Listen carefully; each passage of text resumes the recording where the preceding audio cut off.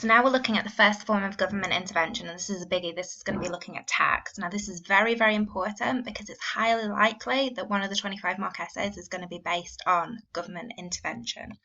So looks like a lot. We're not going to cover all of these in this presentation, but these are going to be the same specification objectives that we're looking at covering when we're looking at taxes, subsidies, state provision, price controls and regulation. So very important. I hate it when students just put tax in essays and they don't differentiate between the different types of tax. So direct tax is a tax that is levied on income or earnings or wealth, and it can't be avoided by the products that you've decided to consume. Okay, so it's on your income. It's taken out of your income usually before it hits your bank account, whereas an indirect tax is tax on your consumption and the particular products that you're purchasing, and it's usually to discourage the consumption of a particular good and service. So roughly speaking, this is what it looks like when it affects demand and supply. Now, I've made an assumption here that this is a normal good. So this is the demand for a normal good that would be reducing. And you can see that I've been a little bit naughty because I have not put my second P and Q on there. But to make your diagram complete, you need to put your P and Q. So roughly speaking, that's what a direct tax does. But this is what an indirect tax does because it's put onto the cost of production, so it affects the producer firstly. I mean, it eventually does affect the consumer because we're going to see a price increase, but it's actually the producer, so it's shifting supply, and it's supply usually that we're going to work these policies through, and it's indirect taxes usually that we're looking at when we're trying to solve market failure. Now, just this is annoying me. I would so tell a student off if they hadn't have done that. Sorry. But when we're looking at government intervention to reduce market failure, what we're looking at doing is mainly looking at this indirect tax and make it really, really clear that we're trying to reduce the equilibrium quantity. So we're thinking about things that are going to be overconsumed, and we know negative externalities in both production and consumption are going to be overconsumed, and we know that it's demerit goods usually that are overconsumed. And so it's very, very important that you know, well, what is the problem that I'm trying to solve here? Whereas this one on this side, direct taxes, this is more about making sure that the distribution of income is a little bit more equal in your economy. So this is going to be inequality that we're trying to reduce here. Just had to pause it there because my husband was singing in the background. Like, you're stopping my students revising. Okay, this is very, very important. So when students can draw this diagram, I like it. I think it's really, really good. But a diagram just put in the middle of the essay is no good without a bit of an explanation with it. So I usually say that explanations for how indirect taxes are working or subsidies are working or any government intervention, you want to try and break it down so there's as many steps as possible. I usually say aim for 5 steps. So here we go. Firstly, an indirect tax is going to increase the cost of production for a firm, and we know when the cost of production increase, it shifts supply to the left because you can produce less with the resources that you have if your costs increase. Okay, now initially the price does not adjust. Okay, I think when we're drawing all these diagrams, students start to assume that prices just automatically they go from A to B like that. No, it doesn't happen like that. Initially, what's going to happen is that causes excess demand, and if you want to see what that's doing on this diagram here, price stays the same, and in the short run, what it's going to cause is excess demand. And excess demand, we all know, puts upwards pressure on the price, and therefore it reduces the equilibrium quantity. So we can see there it's reducing the quantity demanded, the quantity supplied. We've got a movement from here up to there, and that's good because what we were trying to do is reduce that consumption of negative externalities, products that produce negative externalities, and demerit goods.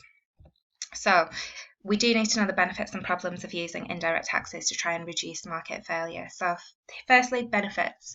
So it uses the market mechanism. We like this because we think that people respond to incentives. This is quite a famous phrase that goes in economics, but really that all that's talking about is the rationing and the incentive function as well for firms, but it's this rationing function here. We're trying to reduce this quantity demanded in the market, and when prices increase, as they do when we apply a tax to something, usually we see consumers rationing their demand of the product.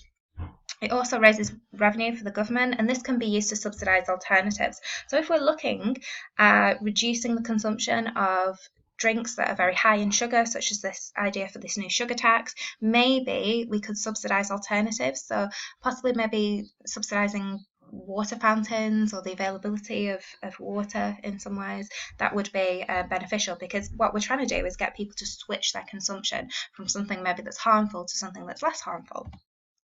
And it follows the polluter pays principle as well. So if it works well, the indirect tax should be the size of the external cost that is being caused. And so by adding this indirect tax, what it's doing is it's internalising that external cost. It's taking it from that third party and putting it on the producer or the consumer.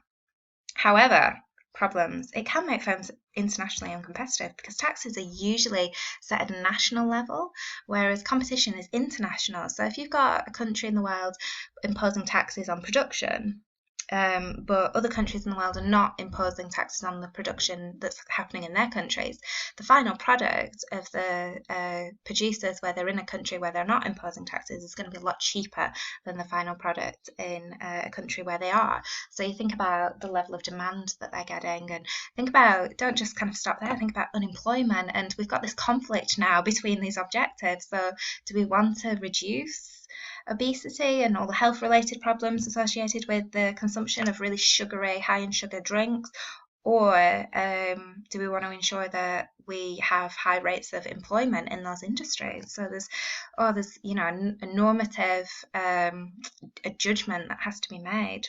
It's also, I said on the other side, if you get your indirect tax to be the external cost, it's great, works really well, but it's really hard to work that out, because some of these external costs don't have a market. So it's really hard to value them and put a monetary value on them. So if we're thinking about negative externalities like congestion, for example, and the external cost of third party might be that people are slowed down with every additional car that's added to the road, and it kind of slows down business, and you've got kind of CO2 pollution and things like that. How do we actually value that external cost of third party? So slowing me down and meaning my journey is 15 minutes longer, well, we could say, well, my rate of pay, and just kind of work out an average, but different people get paid different amounts, and does that mean that it's less of a cost on a weekend than it is on a weekday, because I wouldn't be earning, or it just gets really, really difficult. And this is what economists have to figure out when they're doing cost benefit analysis, because they have to look at lots of external costs and benefits, and what they do is they put on shadow prices. But they're called shadow prices because they're not actually the actual price of those external costs or those external benefits, because a lot of them just don't have markets. The burden of the tax may also be absorbed by the producer. This is a bit that I don't know what I'm trying. Oh, sorry, the sun's flashing onto this, so I can't really see. So then the price increase isn't passed on to the consumer. So what we're trying to do here is reduce consumption. And if the prices aren't able to increase, then it's not going to be as effective, maybe. And the effectiveness does depend on price elasticity of demand. So the more elastic demand is, so sensitive to a price change, it's kind of obvious, isn't it? It's going to be more effective. But the more inelastic it is, the less sensitive it is. Now, the good students leave it there, but I always say that the best students, they think about what makes something elastic and what makes something inelastic. So remember those factors: time, your affects your ability to switch. So in the short term, everything tends to be a bit more inelastic than it is in the long term. The price relative to the income, the expensive items, the items that take up a lot of your income, you're a little bit more sensitive to. If an item's an addictive item or not, and the range of substitutes available as well, which will affect it. So if you're doing an essay, which you will be doing on a specific type of negative externality or demerit good, think about, is it elastic or is it inelastic? Okay, so very, very quickly, just drawing these diagrams, I'll just get a better coloured pen. So we've got a squiggly line there, but Q and P. So when when demand is inelastic, okay, that's D, and where it's elastic, so it looks like a bit of an E there, okay, P, Q, and what I'm going to do is I'm going to try to draw a supply roughly the same amount of tax, so I'm going to shift it about that much. There we go, and then trying a kind of similar. So the tax actually there is the same amount per unit, but we're going to see different. So recognise here that the main objective of the government wasn't to raise the price, although it is going to happen. The objective was to reduce the equilibrium quantity, and we're going to see big different results in this.